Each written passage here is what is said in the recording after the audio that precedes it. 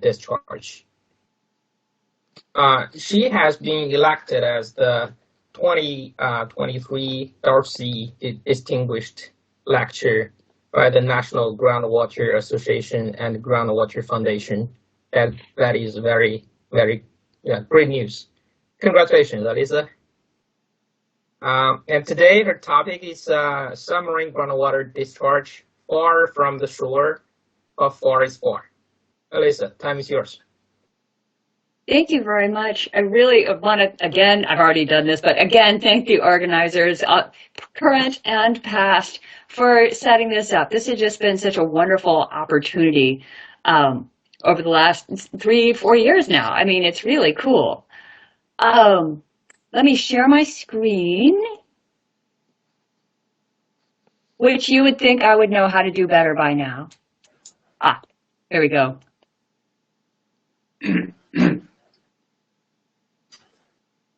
All right, can you all see the slide properly? Yes. Yes. Good. Very good. All right, we'll go then. All right, I put this on here because continental shelves, I'm going to be talking a lot about passive continental margins, the East Coast, the United States. I'm not actually going to be talking about the West Coast of Africa or any of the coastlines of India, but this is to remind us how many passive continental margins there are around the world. Plus, I just like the pictures. Oh, and I should say, so I will be the Darcy lecturer starting, the first lecture is in December. And I wanted to take the opportunity to give this talk to a group of people who already know something about submarine groundwater discharge, so I don't have to go all the way back to the beginning for the, the hard rock people in the middle of the country. And ask you to keep an eye out as I go through if there are some references that you think I should mention as I go through. And just keep an eye out for things I can do to improve this talk. And so I thank you all for this. All right, so let's get in here. This figure came out just last week. I was astonished. I thought, not your childhood water cycle. And I thought, okay, this is great. This came out from AGU. They completely remade their water cycle diagram. And that's important. They have, you can see these horrible spills into the groundwater over here, exchanges over here. Of course, the part that drew my attention was, where's the submarine groundwater discharge?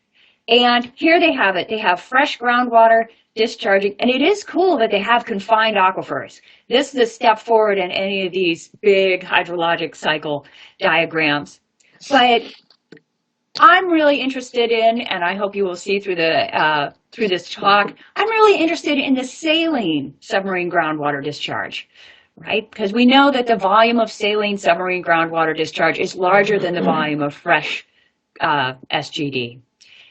And we know that people are very interested, and we should be interested in this fresh SGD because that's the SGD that has the potential to be contaminated, and we know it can contribute to eutrophication in enclosed areas, bays, and estuaries. So I was disappointed that there wasn't some more of this saline SGD, and hopefully you'll see why in this talk. Oh, there we go. Okay. So, I think we all know at this point, and I don't know if you can see that. I'm moving this out of the way of the figures. So I think we all know that in the late 90s, Billy Moore published a paper in Nature that said, hey, there's a lot of saline submarine groundwater discharge. And this is a figure that was based on data from shortly after that, showing the high radium enrichments near the coastline in the South Atlantic Bight. So here's the southeastern United States. Florida is here. Here's Georgia, South Carolina, and up into North Carolina. So you see sort of ocean activities around 8 in this area.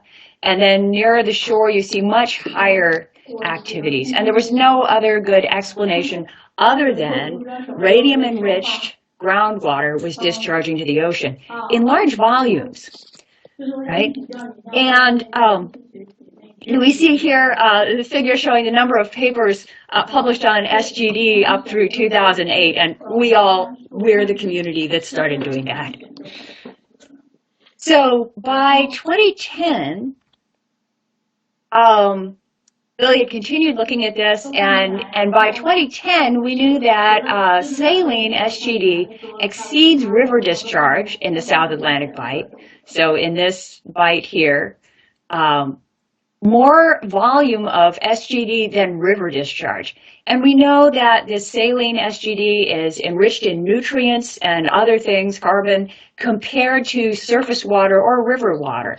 So if we think ocean chemical budgets are affected by river discharge, and they are, then surely they're affected by this saline submarine groundwater discharge. Especially because now that once he expanded this, looking at radium inventories around the entire Atlantic basin, he found, okay, we have this huge volume of SGD in the South Atlantic Bight, and it's probably average for the Atlantic basin. So a huge volume of SGD discharging all around the basin. Now, I will say that the radium numbers are higher in this area, probably because we have all these limestones and phosphates that have higher amounts of the parents, uranium and thorium. All right, but you see radium enrichment surrounding the continents all the way around. You get down into much lower values in the open ocean. All right, so the question is, where is this coming from? And I think we're all familiar with this question, and this is the reason that this isn't, I mean, when I talk to a lot of geology departments and things, people have never heard of this, right? So we have to think of a reason, or people will never believe us. Okay, there are some other things that happen with this. In fact, what we've seen are episodic discharge. All right, this is the one that really has captured Billy's attention for a long time, and with very good reason. In 1995, he and Tim Shaw were out on a research cruise collecting radium data, and they were hurrying to get back to shore before a storm came through. And as they were sampling, they were finding numbers that they sort of expected along near the coastline and then dropping off as you got further offshore. And I want to point out how far offshore this is. This is 80 kilometers offshore. So here's the seafloor coming along and dropping off the continental shelf. And then they discovered this pool of radium-enriched water down near the seafloor in 25 meters of water in the ocean, and 40 to 80 kilometers offshore, okay? And they'd go back out, they never were able to see this again, right? Because we didn't know what caused it. It was episodic. We already don't know what's discharging so much radium to the ocean. How did this happen? Okay. We also see lots of, we see other evidence for episodic flow at a nearby pier in South Carolina, where I'm afraid that the colors did not come through very well in this paper, but the green line is dissolved oxygen, all right, percent saturation. And so it's coming along like this. The blue is temperature. All right, and then all of a sudden we see a change in salinity. Salinity is red, so a slight increase in salinity, and at the same time, a real drop in the dissolved oxygen. See these 2, 3 really low periods. Then it rises again, and then it falls. All right, so Rick Peterson was the lead author on this one, and he was able to show that this was tied to upwelling favorable winds. All right, so here we have, these are labeled, they point this way, upwelling favorable winds. So see this whole group of upwelling favorable winds. You get the wind pointed that one direction, and you get upwelling, in fact, right? But just upwelling, that's deep sea water coming up onto the continental shelf. That doesn't cause oxygen to plummet. Instead, the hypothesis is that this is more of this deep groundwater. It's enriched in radium, and it's very depleted in oxygen. All right, so we got a pulse. So we have these upwelling favorable winds. We got something happened, low DO.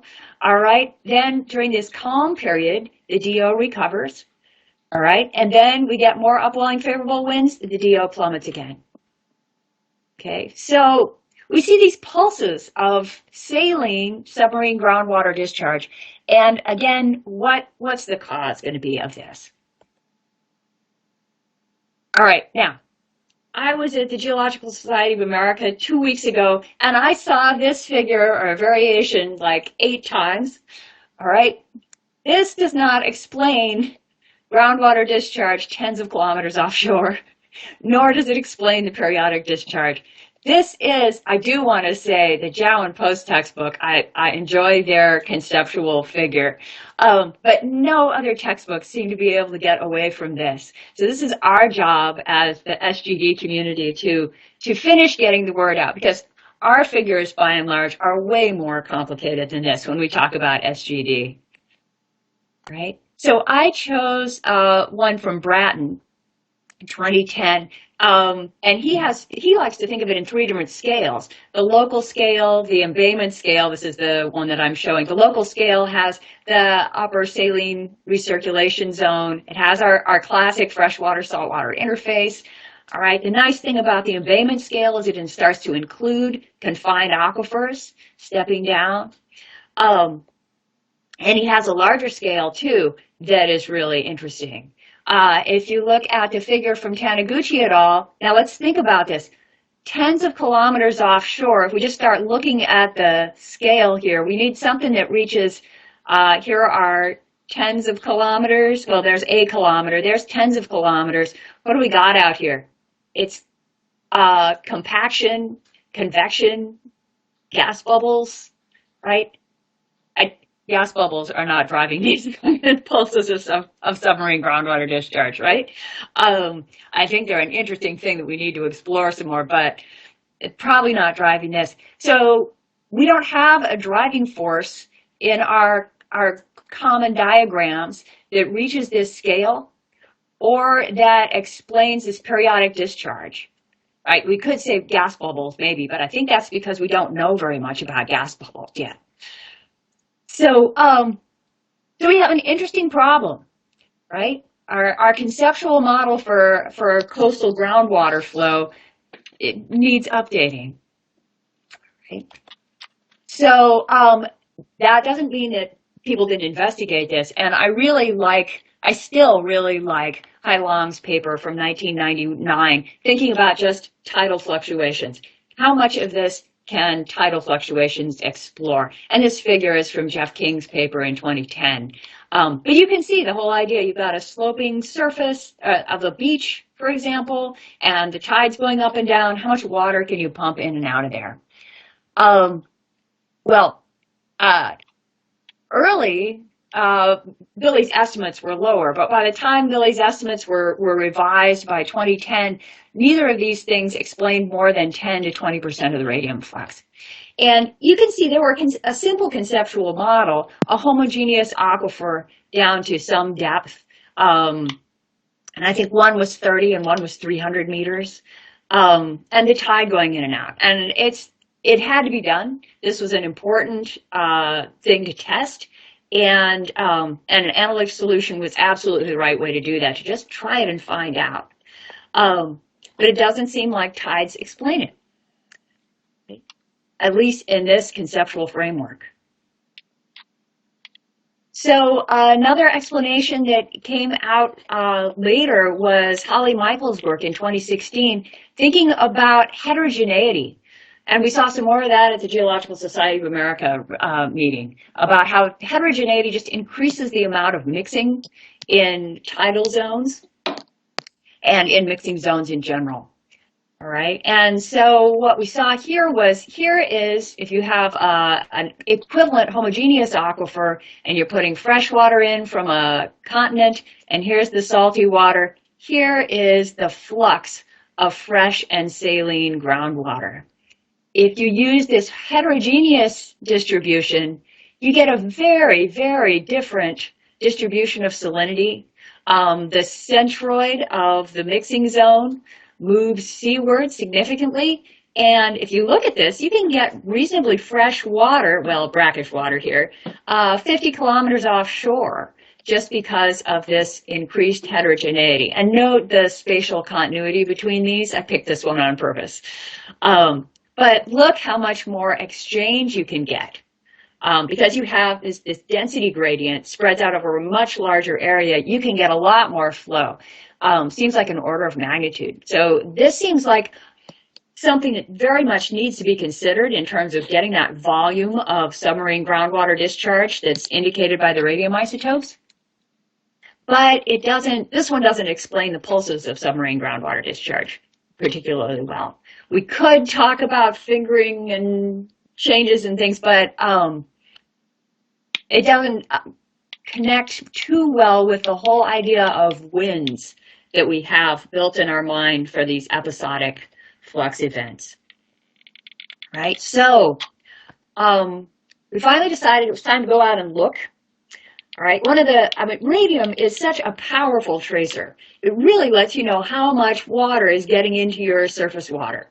But the trick is it can be very difficult to trace it back to an individual location, that discharge. Where is it happening?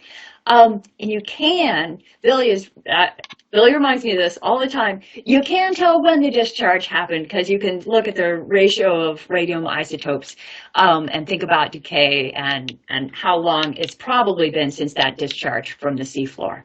But it's still, again, it's very difficult to figure out where exactly. So my goal was to bring in heat as a tracer.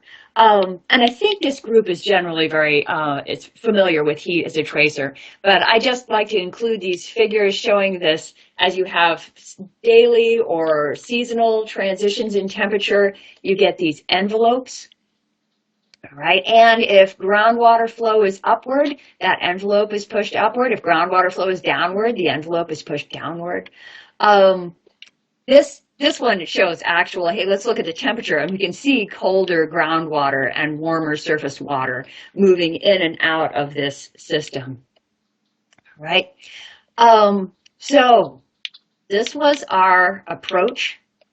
We decided to install a well field offshore, and it goes from 5 to 20 kilometers offshore, and it is now extended further out. You'll see in a later figure.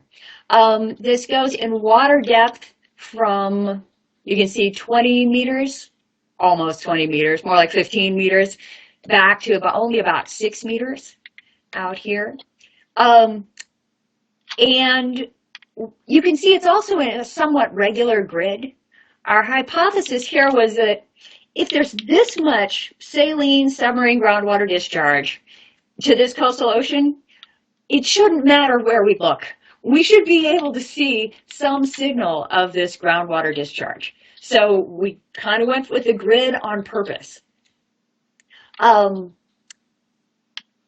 what we did was sort of we just monitored the temperatures to depths of about 2 meters. Right? And I should say the sediments out here, what this is that it's a big limestone platform overlain by some unconsolidated sediments.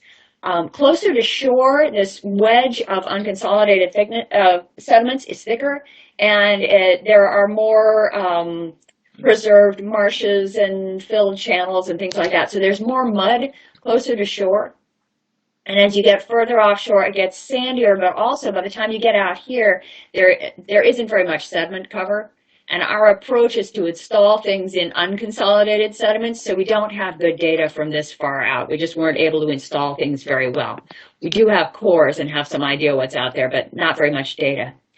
I would also say that a hazard of working in a coastal area that is a working fishery is that these wells up here close to the shoreline were constantly getting shrimped. The shrimpers drag up all their stuff across the seafloor, and we have some pictures of bent wells and wells that just vanished. And so what you're going to see is data largely from out here, where we had enough sediment to get the wells installed properly, and we didn't get our equipment shrimped away. All right, and this is what we found. from the first 2 summers we had these wells installed with temperature loggers. So here's summer of 2016. We have wells 7, 9, 11, and 12. And just to remind you where those are, 7, 9, 11, and 12. All right, so 7 and 12 are the 2 where we see the best signals, and they're 15 kilometers from shore. So hang on while we get back there. All right, what you see are the temperature signals from below the seafloor, and they start at, black is at the seafloor, so we know what the actual bottom water temperature is. They step down 12 centimeters, 25 centimeters, 50 centimeters, a meter, 2 meters. Not all wells had data loggers that low, but you can see well 9, we were able to get loggers all the way down to 3 meters. The geology differs in these different locations. Well 9 is a pretty consolidated system, whereas well 12 is sand all the way to the bottom.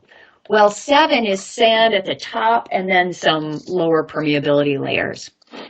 And well 11, again, has some more muds and things in it. I have that, I think, in a slide later. Still working on this doc. But what you can see is that we saw a really strong pulse of groundwater discharge right here associated with a cold water intrusion. All right, so upwelling from far offshore. That's how you get cold water this far onshore. So we have, you see this same signal across all these wells. And well 12 and well 7 were the ones where we really saw this signal strongly. And you can see flow of anything from 3 centimeters per day to about 8 centimeters per day over here. These 2 wells, not too much happened. A little bit maybe right here. All right. And in 2017, then, we're like, wow, we saw this pulse of groundwater. I was not expecting it. Despite all of Billy's evidence for episodic groundwater discharge, I was expecting something much more sort of, here's a constant level of submarine groundwater discharge. I don't know why I expected that, but I did. All right, the next summer, we saw another cold intrusion. It wasn't quite as marked as this one was, right? Well, not quite as strong, maybe, cold water intrusion, and we didn't see nearly the same kind of a pulse, right? We saw this little thing, basically nothing happened in well 9 again. We saw a little pulse in well 12. Okay, so we know that the groundwater discharge coincided with the cold intrusions, and the question is, how does that work? Early on in this project, we had thought that the cold water intrusions might come in and we could get thermal overturn. But I looked at the papers of Wood, and I've forgotten the co-author, and did some math, and just the permeabilities are not high enough, the temperature gradients are not large enough. It just doesn't seem like a very plausible explanation that we would get thermal overturn in these sediments. We did prove very successfully that you can get thermal overturn inside open wells out on the offshore. That is actually very easy to induce. It can be done in a backyard with a well in a trash can and ice cubes. So beware of thermal overturn inside open well bores. But what we had been doing by this point was filling the wellbore with cylinders between our data loggers, and you'll see our new design of loggers later that completely removes the possibility of thermal overturn. So what we did was same thing Rick Peterson had done, was think about wind direction. And in these diagrams, you see wind speed is indicated by the colors, faster is brighter, and the key direction here is shore parallel winds, which induce upwelling.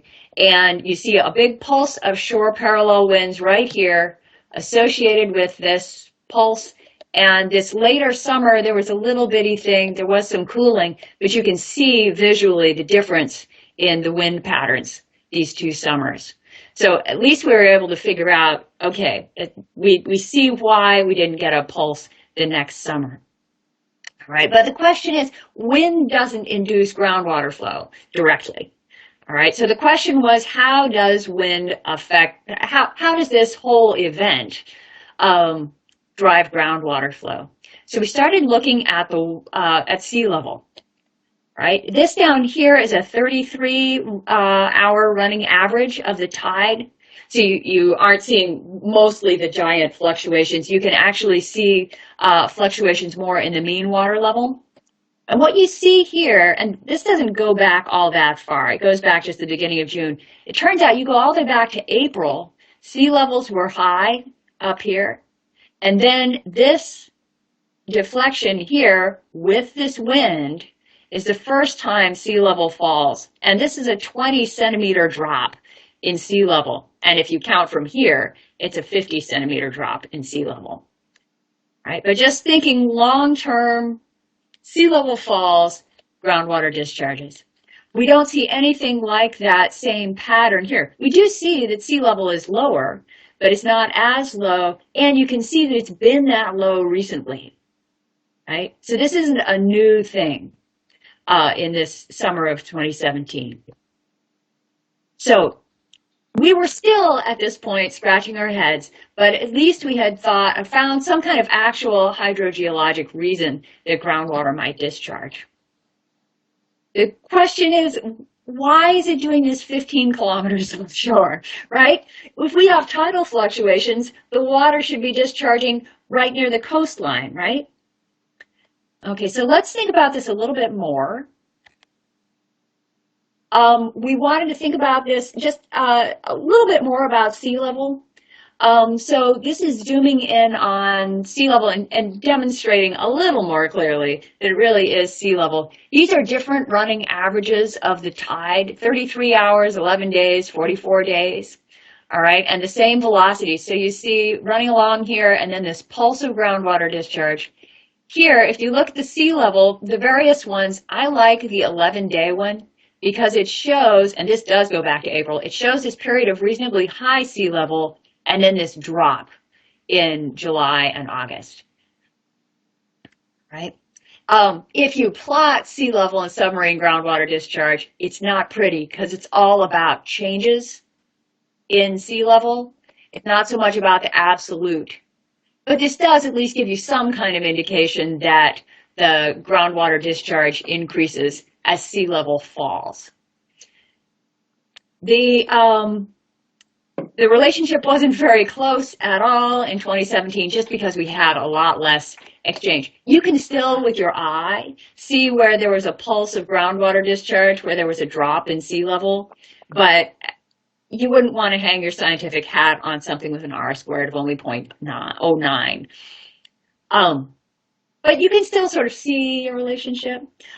Strangely, we got a better relationship in the winter, just because summer, think of all the things that are happening. There are all the storms and everything. We had this winter period where you really could see submarine groundwater discharge start occurring in this period as sea level generally was falling in January and February. So we got a much tighter relationship in the winter. But again, it's not the absolute level of sea level. It's more the change that we expect. We see a drop of 20 centimeters in sea level.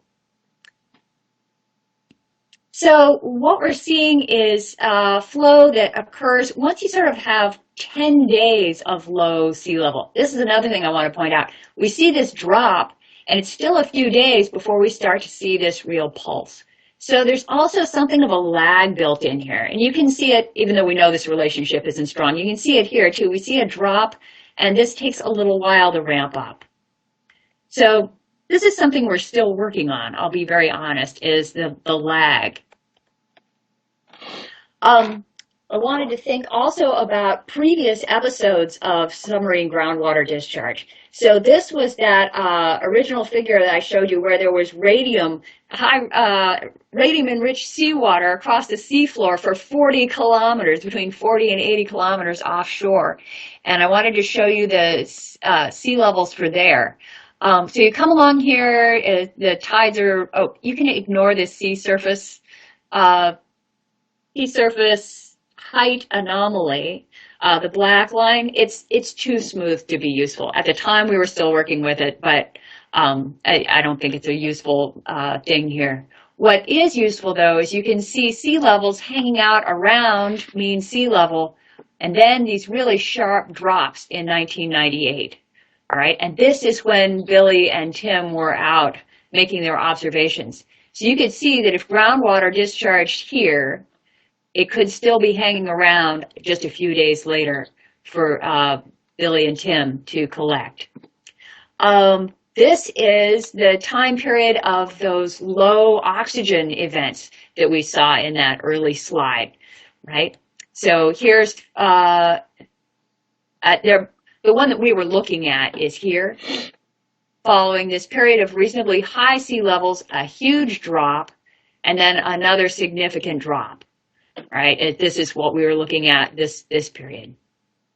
Right. So circumstantially, these are also connected with big changes in sea level. And I wanted to add one more. This is the sea level in the summer of 1999 as Hurricane Dennis came through nearby. And Hurricane Floyd went right over Billy's well field. And so this is what we saw in South Carolina from the tidal records, was a sharp rise in sea level, that's the storm surge, and then a sharp fall in sea level, that's the retreat as the storm moves on, right? And what Billy observed in one of his wells offshore of Myrtle Beach, this is further north of where our well field is this huge pulse in temperatures. And I just want to point out here that this is sort of the ambient temperature in the groundwater. The only way to get this warm is to push warm seawater down into the well. And that you could imagine being accomplished very easily as you have a storm come through, right? And I apologize for this because clearly these dates don't match up. Oh, no, they do. Yeah, this is September. I'm sorry. The first time I've given this talk in a long time. It's been a pandemic for a long time. All right. So this kind of action could pump warm water down into the seafloor and then eject it again. So more about those episodes. Now, let's just think for a minute. How did we get all of this happening so far offshore? And this is where I want to go back to our conceptual model. Think back of it. It's that lovely picture from Cooper, 1964, of a homogeneous aquifer with a freshwater saltwater interface in it. Our analytic solutions for tides were also homogeneous aquifers down to 30 or 300 meters. All right, and so I just want to ask you, what do real coastlines look like? And I really liked this one that Zhao and Post reproduced from one of the old Helms papers. So this is Virginia, again on the east coast of the United States. And look at all these confining units, right? This is one of the reasons I think Bratton's I really like Bratton's paper is because he does that first confining unit. We looked at that in the conceptual model.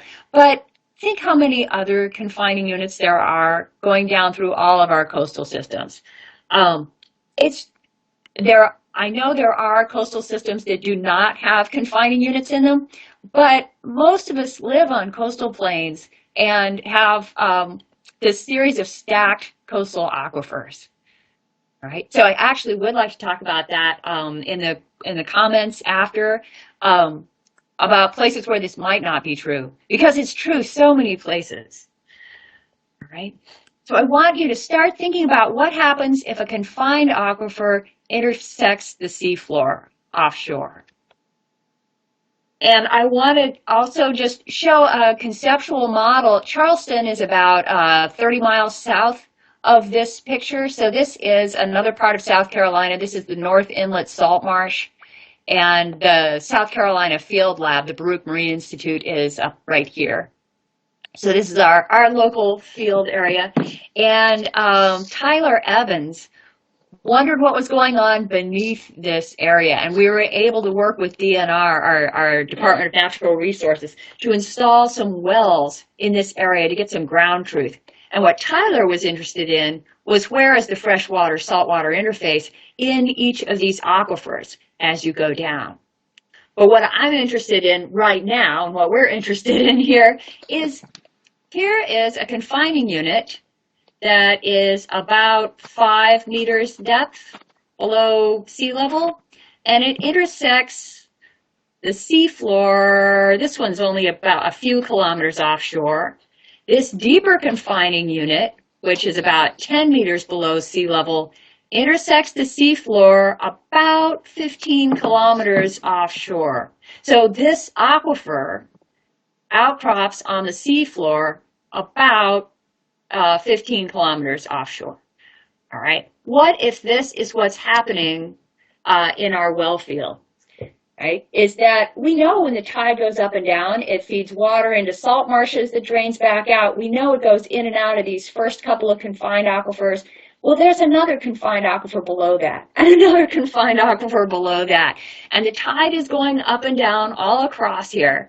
And all of these aquifers have to interact with the seafloor at some point, if they're as flat-lying as we think they are. Right?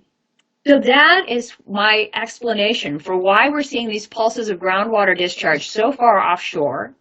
And in this case, how far is far? Well, 15, 20 kilometers offshore. But remember, the continental shelf off a lot of these areas, and specifically off South Carolina, is 100 kilometers wide. We can have an incredible amount of water moving up and down just because of tidal fluctuations, provided that we have permeable aquifers that reach that far offshore. And I would say that this is about as far offshore as we often know about the aquifers.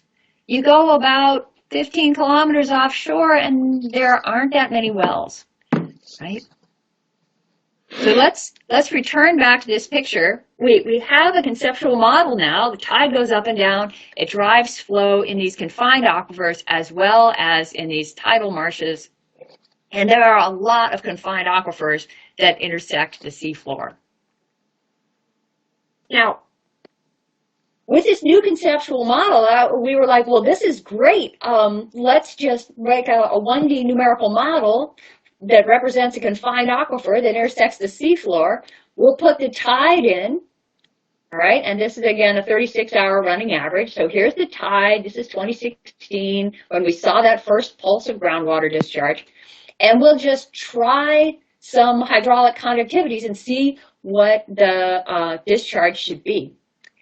And for these, it matters more what the diffusivity is than what the, this is Cameron George's work, and we haven't got the units on here yet. She was talking about a hydraulic conductivity of 10 to the minus 4 meters per second, and this one would be 10 to the minus 5 meters per second. So a reasonable conductivity for a fine to medium sand. And what you see is that the signal, the SGD, just mirrors the tidal signal exactly, without much of a lag, right? We were looking for that lag, and we were looking actually for this big peak with a kind of a triangular system or shape. And what we're seeing really is just a mirroring of the flow, or sorry, of the tide. This is, she's changed the vertical scale here, but this is just basically an order of magnitude smaller than that one, right? We could tweak the hydraulic conductivity to get this to be the 8 centimeters per day that we saw at well 12. This is obviously a little high. I don't think we're going to see flow of 100 centimeters per day. But we can sort of zoom in on the permeability of the aquifer this way. But again, we really aren't seeing any lag when we do this. And this is another thing that we're still working on, is how do we get the lag? And to me, the strongest possibility right now is that our sensors didn't detect all of the frequencies of the tidal fluctuations, right? Now, whether that's the sensor or whether that's the actual temperature field, because if your tide's going in and out, right, you have to be moving pretty fast to generate a serious thermal signal that propagates all the way down to 2 meters, right? So tidal fluctuations probably aren't going to be picked up by our system. of monitoring. But larger periods of flow should be picked up. Now, the problem is that this simulation suggests that the larger period of flow should just match the tides exactly. There shouldn't be a lag. So we're still working on this, and if you have an idea, let me know. Because one possibility was that we were seeing a difference in the tide between one area and another. And so impose the tidal signal on one side, go a meter or two away and monitor the SGD. Well, unfortunately, that doesn't work because the sea level is flatter than you would think. Once you're out in the ocean, it's pretty flat. And that's why we're able to use tidal signals from the shoreline to estimate sea level 15 kilometers offshore, is because it really doesn't change that much. All right, so we had an upgrade after this. New grad student came in, Jacob Vincent, and he redesigned our temperature loggers. I'll show you a picture of the next, actually, let me just show you the next slide. This is what these look like now. They have a tube so they can be jetted into the seafloor. You see here water running through the tube. And on the other side, what they have is a whole series of holes for temperature loggers. And these are the in situ tidbit loggers you see going down here. And what Jacob's done is wrap them in copper mesh so that we don't have so much trouble with biofouling. All right. And what this does is this lets him measure and keep track of benthic flushing, pore water exchange, or I like to call it hypokinetic flow, because that means under the tide, the way hypereic flow means under the stream, right? But I recognize that Makoto Taniguchi's paper and his definition of pore water exchange has outflanked my hypokinetic flow. I'm disappointed, but I can live with it. So this is for detecting pore water exchange. I'm going to leave that for Jacob to talk about in his talks. But these other loggers then very much are detecting this deeper groundwater discharge. Okay, so going back, he also realized that he had much higher resolution and much greater certainty with these new instruments. And you can see here's the top. This is where you'd attach to jet it in. It grows a lot of things on it. But what he really needed to know is if you're using heat as a tracer, and particularly if you're using it for pore water exchange, you really need to know the elevation of the seafloor relative to your temperature loggers. So what Jacob did was build what he calls light sensors. All right, this is what they look like at the end, but what they are is they're a translucent tube filled with all this stuff, and what he has is light sensors in each of these positions. And these are the guts inside that he built. And he's in the process of posting this all on GitHub and publishing it in, I've forgotten the name of the journal now, but this is, he's working on getting this done. And so it'll all be freely available. You'll be able to download the plans. You can download the CAD files that make this PCB, is what it's called, and you can mail away and have them made, and they come back, and you just need to solder some things into them to make the connections. Anyway, he then had to wrap copper wire around this so that light would still penetrate. But these have been working remarkably well to let him know exactly where the seafloor is, if there's a little scour event, if there's some deposition. So his light sensors, and that improves his root mean squared errors quite a lot as he goes through and is doing this inverse simulations to figure out what the groundwater flow rate is. All right, so these are the new loggers. Here's out on the deck with one of the divers who gets to use these things to install them. And we've added a couple of sites over here. So these were our original 4 that we were working with so much. These are the 2 new ones where he can just jet them right in. And I should say, this is the map. This is Apache Pier where those low DO events were happening earlier in the talk. All right, so this is just to show you that these events are still happening, and we have better resolution now. And I apologize for 2 things. One is that Jacob's pulses of SGD point down instead of up. I keep asking him to flip these, and he likes them to go down.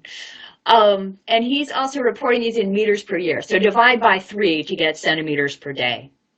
So what you see here are wind directions. If you're in the yellow band, that's shore parallel, that's upwelling favorable. And the darker the color, the greater the wind speed. So this is a hurricane coming by, and you can see approaching and departing. And you can see a lot of pulses of SGD associated with that. And here are the verified and predicted tides. So you can see as that hurricane came through, a peak in sea level and then a big dip in sea level.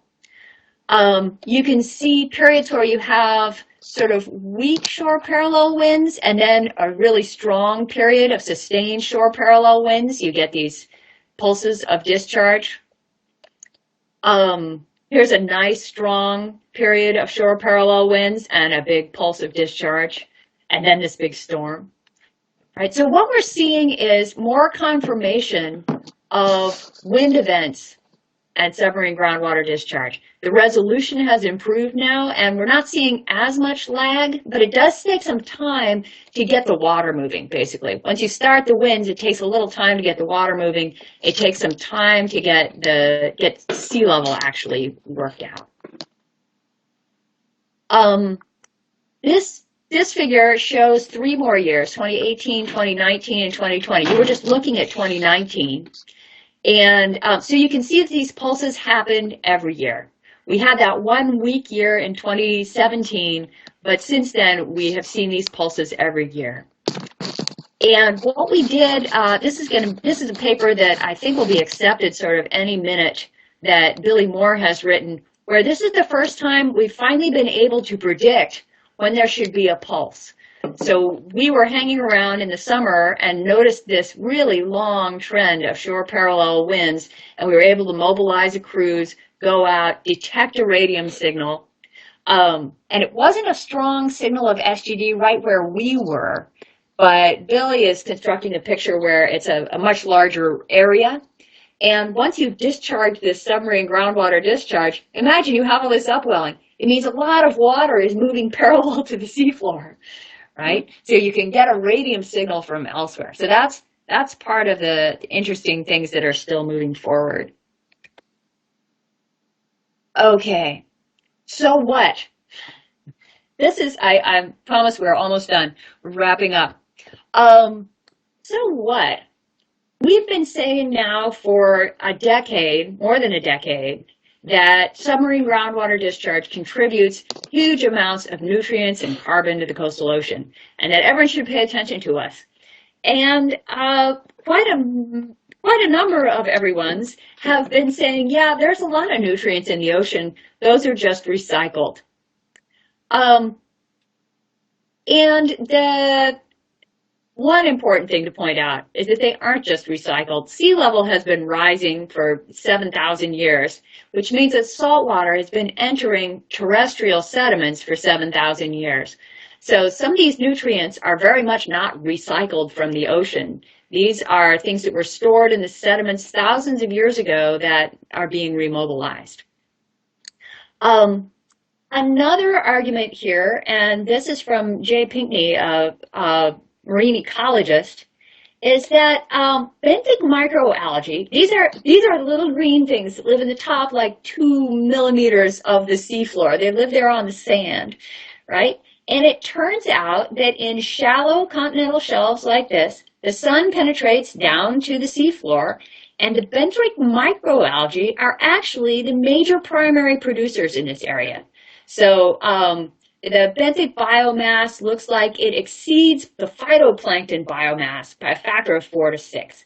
So this is where the food is growing in the South Atlantic Bight and other shallow, sandy continental shelves like the South Atlantic Bight. And that's like 70% of continental shelves around the world, right? So the benthic microalgae are the food. They're the base of the food chain for this continental shelf ecosystem with the fisheries and the other things. All right. And what Jay pointed out was that the estimated supply of nitrogen from SGD, from Billy's estimates, is about this. All right, in the same units, Jay points out that the nitrogen needed to keep the benthic microalgae growing is within that range. Okay, so this is something we set out to test, and we're still working on it, but this is what we need. We know that SGD affects ecosystems in really near shore environments, particularly where like fresh water is coming out and you get a different constellation of creatures. We know that it affects ecosystems if you're in an enclosed bay and you start to see eutrophication. But this, we're talking about the base of the food web in the broad continental shelves. All right, what's the source of nitrogen for these guys? Is it just recycled, or is it this new nitrogen coming in from submarine groundwater discharge? Unfortunately, we were never able to collect enough actual biomass from the benthic microalgae to get at the nitrogen isotopes. But we did establish that the nitrogen isotopes of submarine groundwater discharge are different from the ocean. So if we can eventually get enough of this benthic microalgae together to actually analyze its nitrogen isotope the values, then we could say one way or the other whether submarine groundwater discharge is really influencing the base of the food chain in these important ecosystems. So it was a good try. We haven't got there yet, but I think that's a yet. I think we can get there. And finally, we need to talk about human impact on this kind of flow. And I've shown this map because shipping channels, they keep dredging Charleston Harbor. Here's the city of Charleston is right in here. And here's the harbor, and they keep dredging this deeper and deeper. And the last time they were getting ready to dredge, everyone says, are they about to cut that confining aquifer that connects to the next aquifer down? Because if you do, we've just shown that there's a lot of exchange this far out. Well, we've just cut this same aquifer back here. And this is even, you can see just normal inlets cut these things also. How much groundwater exchange is coming in and out through the holes in the confining units in these deep channels that run up the coastline? We have an intracoastal waterway. You can see this channel cut so that boaters can travel along without having to go out into the open ocean. And that cuts down 40 feet, 10 meters. Right? So if we're talking about all these confined aquifers that reach offshore and have tidal fluctuations, if we sever that connection, the tidal fluctuations don't drive flow through that anymore. All right. Also, it depends where you are, whether there's groundwater extraction from these same aquifers that intersect the seafloor. By and large, if there's a lot of groundwater extraction from an aquifer that's this well connected to the seafloor, you're going to have saltwater intrusion, and then there will not be groundwater extraction. But this is something that could influence this kind of flow that we've been talking about today. Okay, and I had another little scheme to talk about, but I'll just instead, I think this picture should have saline submarine groundwater discharge in it. But I can tell that it's going to take us another, 25 or 30 years to get AGU to revise their hydrologic cycle diagram. But I think we should work on them. So in conclusion, we have clear evidence now that submarine groundwater does discharge in pulses, and it can discharge far offshore. This probably is not only happening in the South Atlantic Bight, because we know that there are confined aquifers everywhere and sea level varies everywhere. This mechanism can explain radium tracer signals. And what if it is supporting the base of the food chain in continental shelf environments? And finally, this exchange may be sensitive to human endeavors, but at least it's not very sensitive to sea level rise. It's the only coastal thing that may not be sensitive to sea level rise at all. All right, thank you very much. Thanks, Alicia. Very nice talk. All right, so if you guys have any questions or comments, just unmute yourself and go ahead and ask.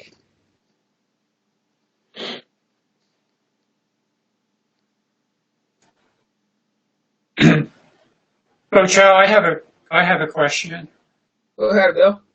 Yeah, thank you, Alicia. That was a very nice talk. Have you tried to compare the offshore transient pulses that you talked about today with nearshore, more constant SGD? In other words, which is more important?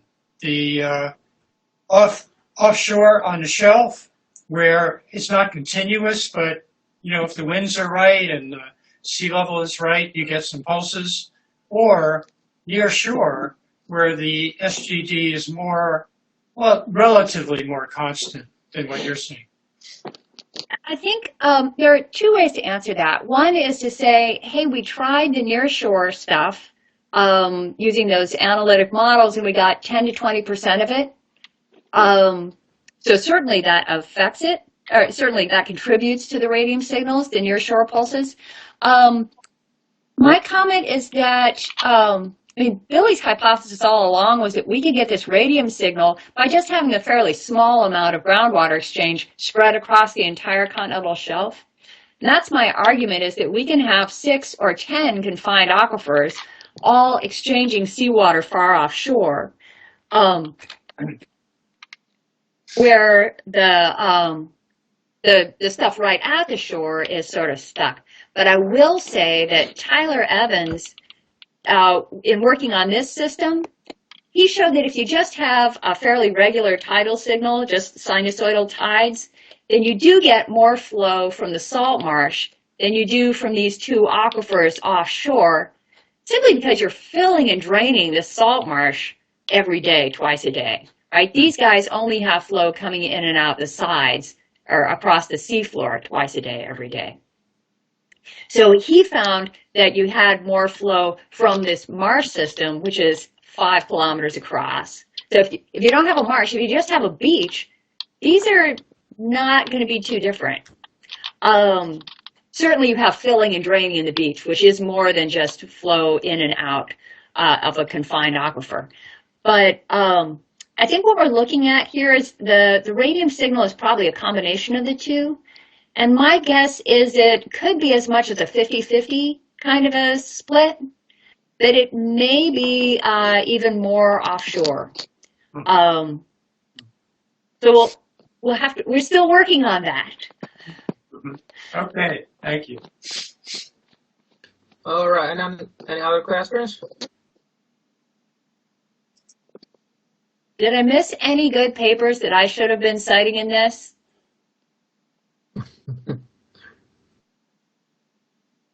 You can email me later, and I will not I will not think you're self-aggrandizing if you send me your paper, because you are the one who has read your paper and will know exactly what the impact was. I would be delighted if you would.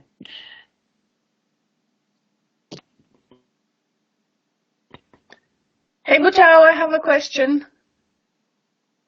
Okay, Natasha. It really nice talk, Alicia. Thank you for talking to us about hydrogeology, because as coastal oceanographers, we often are focused on our tracers and forget about the big picture. So it's an eye-opening for me. I was wondering, most of this offshore discharge that occur periodically is really draining from the deeper aquifer, right? Confined aquifer. I think so. Considering coastal communities use mostly groundwater for drinking water and other purposes, and population usually focuses on these areas, do you think by pumping more of this aquifer that could also affect the flow, or is it possible to check on that hypothesis somehow? Because that would affect the benthic microalgae communities offshore and all the biological equilibrium there.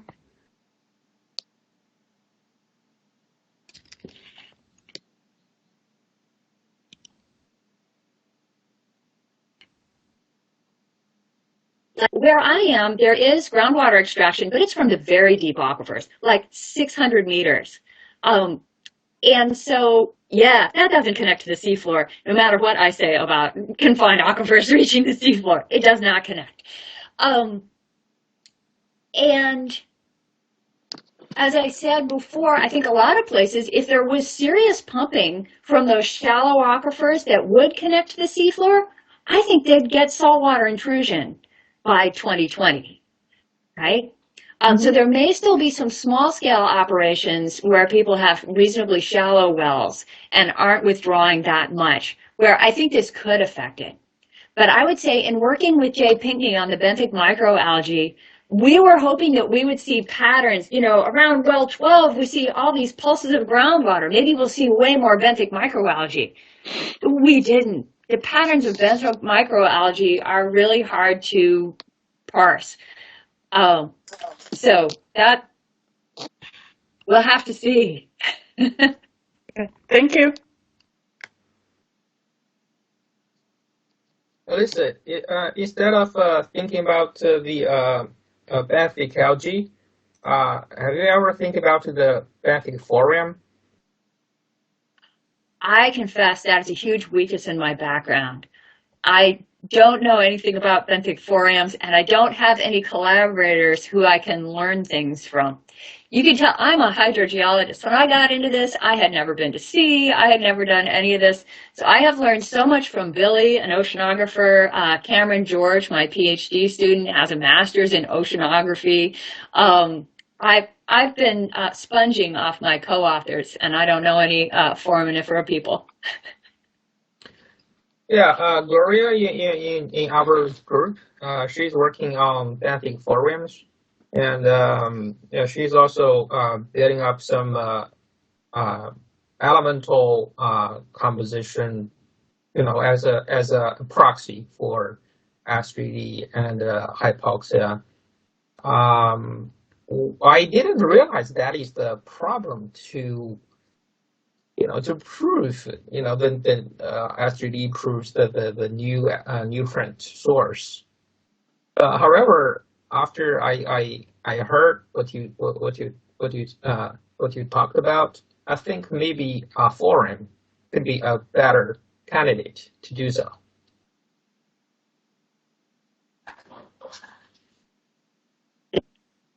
We will email about this. Thank you. Yeah. Are any more questions or comments? Yeah, please.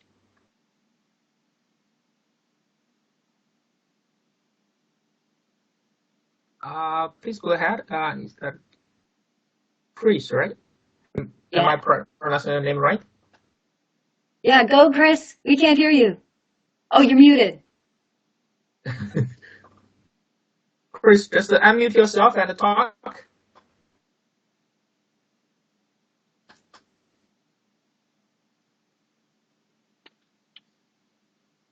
Oh, we still can't hear you. Rats. Gloria, can you unmute Chris?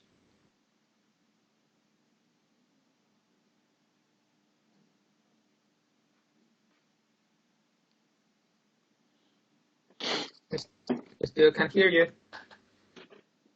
And I'm going to issue a blanket apology to everyone. I let my talk run a little long. I know it's after 9. So those who need to get to bed or those who have to get to work, I understand. It's too early to go to bed. All right. Julia, you wanted to ask your questions?